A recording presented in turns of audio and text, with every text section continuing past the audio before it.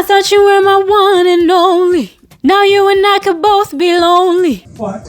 What's up, ELiens? I'm back again with another video.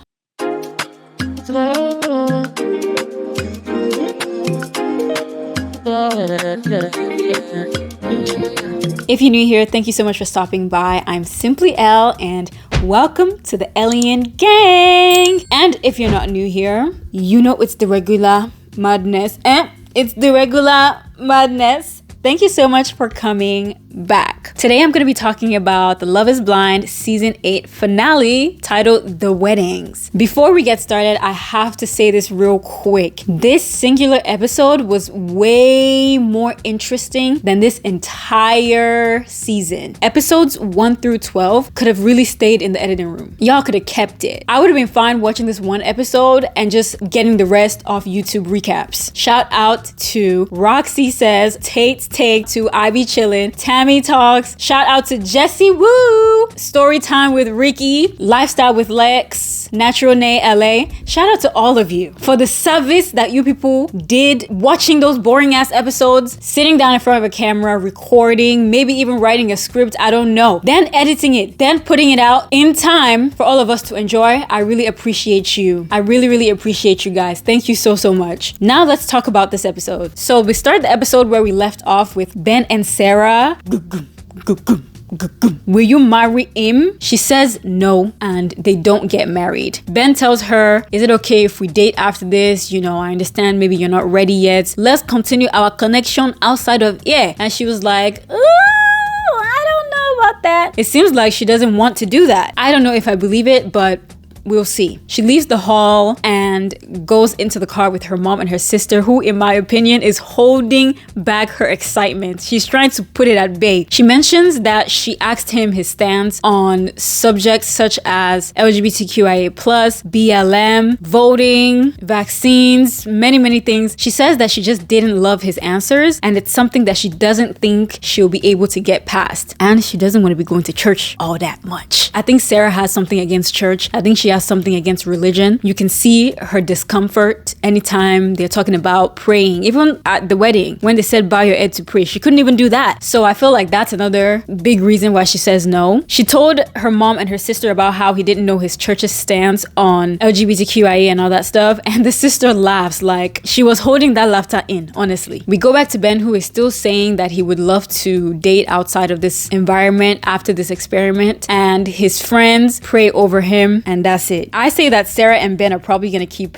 fornicating until whatever is between them fizzles out. That's just my opinion. Feel free to leave yours in the comment section. Thank you. I feel like I've overstated my opinion on Ben and Sara. I feel like at this point it would be beating a dead horse. But my one final thing that I do want to say to Sara specifically is that she should not have let it get to this altar. I personally have a problem with having your family dress up, with you dressing up, having all that ceremony happen for you to now say no. This decision that you people make is not something that you know when you're standing there. I just can't believe that. This decision to say yes or no is not something that you find out when you're at the altar. When the guy says, will you accept whatever. I think y'all know before. And I think it's really annoying and a big waste of time to have your family dress up, to have all these decorations and all that when you know for a fact you're gonna say no. Your thing is the LGBTQ stuff, Black Lives Matter, this and that and the third. We didn't even see you stand on business about those things for real. You just kept repeating the same thing over and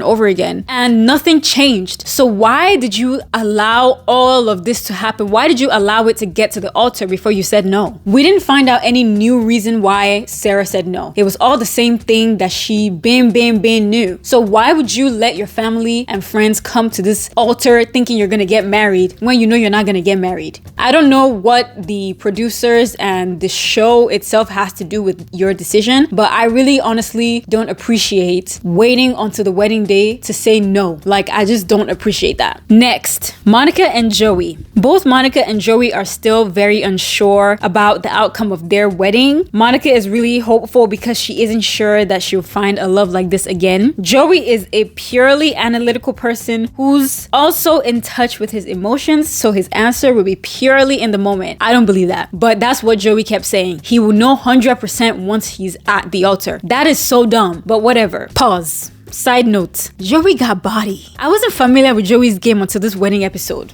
There was this one scene, I was like, wait a second.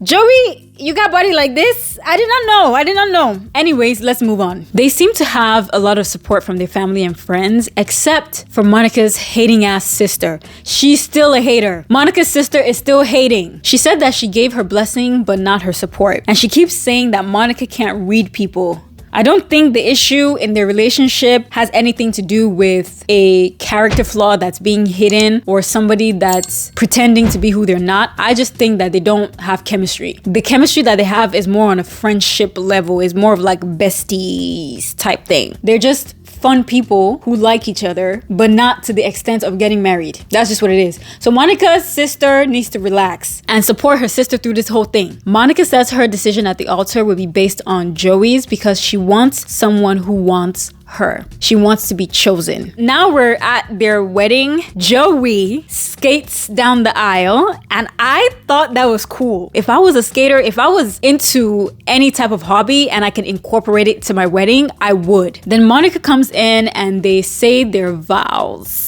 And I say in my notes, their vows weren't giving love of my life. It was not giving that at all. Sister Nicole is somewhere hating. But they ask Monica first, and she says no, that they're not quite at 100% with each other. And Joey agrees. They're very comforting of each other. And it ends on a happy note. Nobody's crying, none of that. At least not until Monica is by herself. Then Monica says that she didn't feel chosen by Joey and that she wanted him to be her forever person. She wanted to be his wife. She wanted him to be her husband, but she didn't feel as though he wanted that. She didn't feel chosen by him. And honestly, that was a really good call on Monica to read that situation. Where is the sister? Where is Nicole that says Monica can't read? Then we cut back to Joey, who says that he feels that the dynamic with Monica's sister and his lack of physical affection might have been a factor as to why Monica said no. I definitely agree, but I think there's also more. And he says that he didn't know Monica loved him until their wedding. Apparently at the altar was the first time she said that she loved him. What the heck?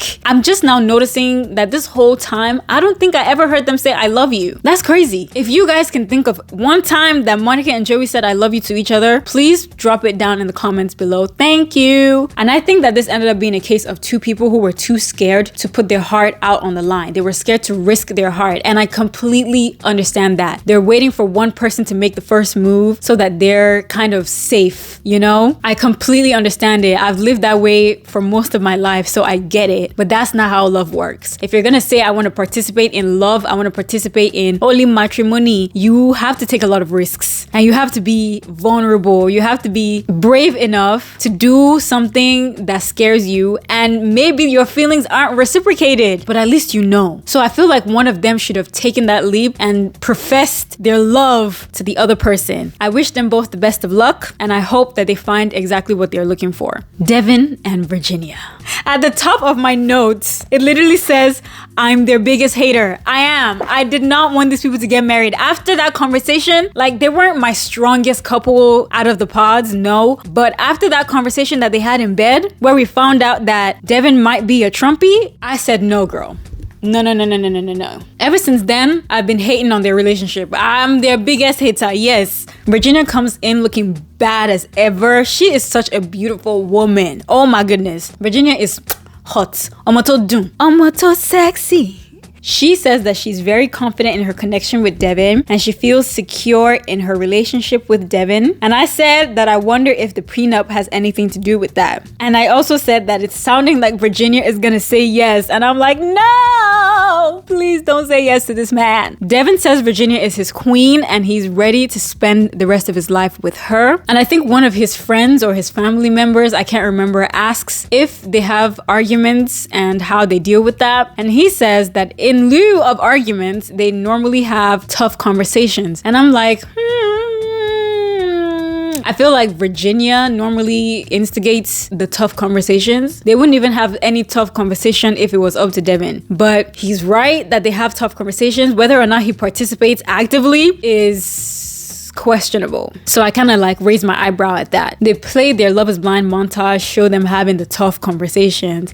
And then Devin says that they're able to figure out a way forward, even with differing views on a lot of important and fundamental things. He says he is ready to marry her. Why would you not be ready? Why would you not be ready to marry Ad? Then Virginia mentions that he's very reassuring to her, and that one thing that she really loves about him is that he shows up for his commitments, like the kids that he coaches, his niece, and many more. Then Virginia's friends also give her some reassurance, saying that they saw him and that he was smiling from ear to ear, showing his 32. I'm about to hit the jackpot. Smiling, very excited and all that. And this seems to make Virginia happy. And I wrote that it's looking like they're gonna get married and I'm in distress. No, I really was in distress. And I was really feeling like a hater. I really was like, oh my God, am I just hating on these people? I was in shambles, y'all. I was just like, Virginia, no. Virginia, no, please. Then Virginia's dad comes in to show some encouragement. Virginia's aunt also comes in as well, and she's officiating the wedding. There's a lot of ladybugs. And if you're superstitious, ladybugs are supposed to be a sign of good luck. And then my favorite song of the season plays, Unchained Melody by the Righteous Brothers. Even though I really like the Ariana Grande, I'm so into you, I really like that one. But this song was really one of my favorite songs. They really went out for the budget. All the money went to the music. Then it's time for them to walk down the aisle. Then Devin walks in with his mom, takes his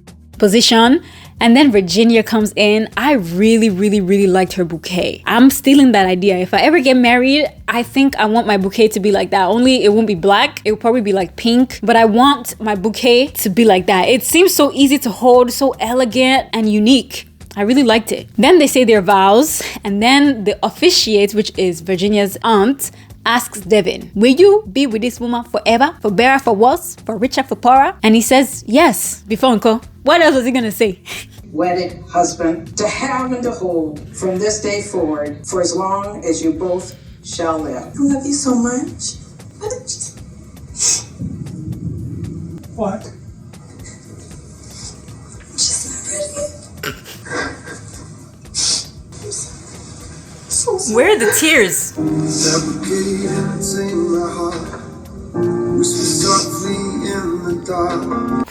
The way I jumped off this bed, did a lap around my room. I was sipping real hater juice. I shouldn't have been that excited. But honestly, if I could have described the tension, I was literally panicking. I was like, is this girl gonna trap herself in this marriage? And then she says, I can't. I said, hallelujah! Virginia's dad's reaction took me out. And this song that they played, I thought you were my one and only. You and I could both be lonely. Come on, Love is Blind music. Then it cuts to Devin's niece, the little girl asking, what happened? What happened? What's going on? And then Devin's dad was like, she said no. Everybody consoles Devin, and then this happens. I just don't understand these girls. I don't get it. I don't get it. He doesn't deserve it. I really want to know what this lady meant about these girls. Who are these girls? What does that mean? Devin's sister. Don't let me descend on you, Devin's sister.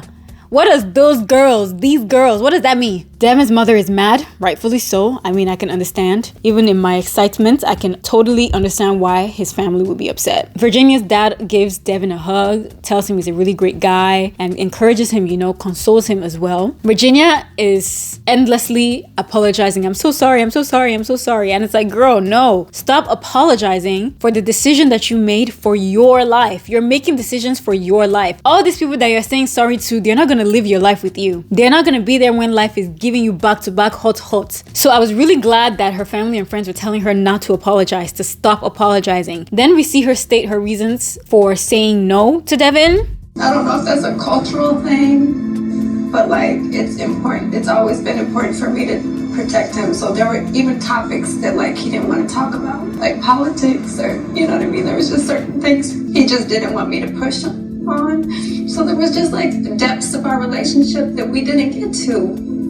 We just didn't get there. And even our sexual relationship, we just didn't get to it.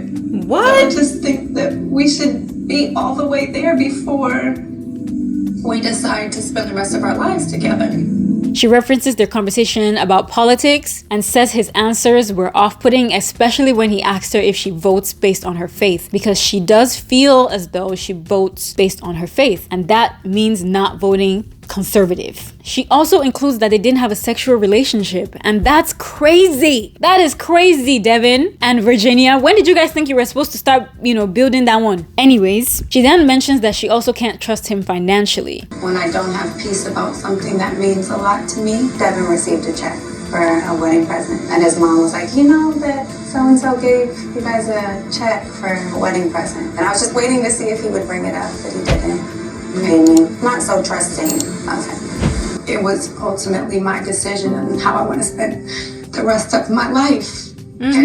I've heard a lot of people say that they can't really give an opinion about this because they don't know when the gift was given. But if Virginia was waiting for him to say something, I doubt that she would have found out the day of the wedding. Granted, if it was the day of the wedding, then I think she should have given him some leeway as to when he would tell her about it. But I don't think it was the day of the wedding. I think the gift was given before then, and she was waiting for him to bring it up, and he never did. So that made her feel like she couldn't trust him. And she kept saying that she kept trying to protect him. She felt like she had to protect him. What does that mean? Protect him from what? Because the worst thing that we know about Devin are the political things and what Virginia just said about the wedding present. So what is there that we don't know that you are protecting him from, Virginia?